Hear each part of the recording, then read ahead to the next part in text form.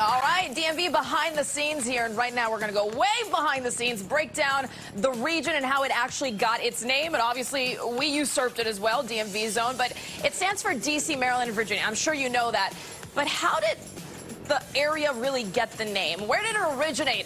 MoCo Show's Alex Tsironis joining me live now to break it all down. It seems like, Alex, like we've all been saying it at least like in the last 5 to 10 years a lot more frequently, but I don't think anybody really knows where exactly it came from. It's not about the DMV where you get your driver's licenses. I know that much.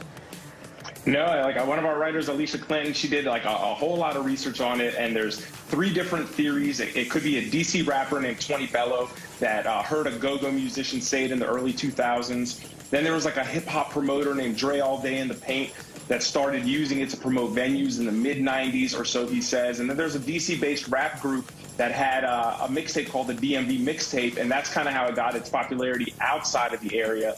But where it started, no one knows for sure. That's funny because we've heard people like Wale use it. I think Cardi B has also used it in some of her songs. So clearly it's picked up like a cult following a little bit, and some people have adopted it to refer to the region if they're not precise. Because I know people get very picky. If you're not inside the 4 quadrants, inside the Beltway, you're not in D.C. And that's, I think, a bigger question. Like, how far does the DMV stretch?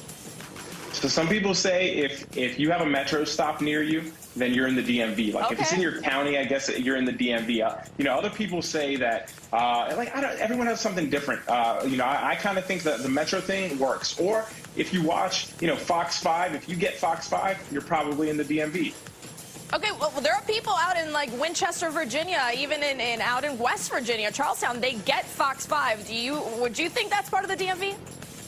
I wouldn't. I would say no. I would say they're not. But if their local team, you know, if DC Sports are their local teams, and you know, and they say they're part of the area, how can you tell them they're not? Okay, because there are people who say, well, this goes all the way down to, say, Newport News, or like all the way down to RVA, and people are like, I don't know. And then even to Baltimore, some people think, because really 95 is not that far up to Baltimore. But are we like nixing them? Are they out of the DMV, or is it the entire state of Maryland and Virginia? Richmond is not, you know, Newport News is not, Norfolk is not, and Baltimore is not part of the DMV. It's kind of like, even like in terms of the sense of style, it's a little different. Yeah. So I would say those areas not part of the DMV, and you know they even have their own news channels too. So it kind of goes back to that. No, and you got places like Annapolis where they get Baltimore stations and Fox 5. Hello, Annapolis. So, I mean, I guess it goes to what everybody feels comfortable with. I think you're right, but it is interesting to see how it's evolutionized. And how far do we think this goes back, the name or the so-called acronym DMV?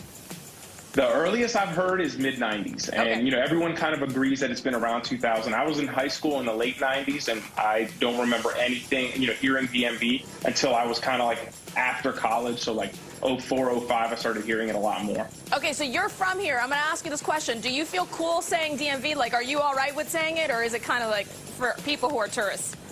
I'm okay with saying it because everyone around here understands it. I mean, I also say MoCo, and some people are completely against that for different reasons. But I'm okay with saying DMV. But I completely understand, you know, if you grew up without it and you're not okay saying it. But everyone kind of knows what it means. All right. Well, you're definitely the MoCo Show. You've got that 100%. We'll give you that title. Thank you, Alex, for coming on. Before we go, we're going to take a